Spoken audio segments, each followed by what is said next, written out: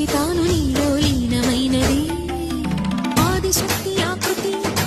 ఆత్రిజాత పార్వతి తానువైన ప్రాణధవుని చెంతకు చేరుతున్నది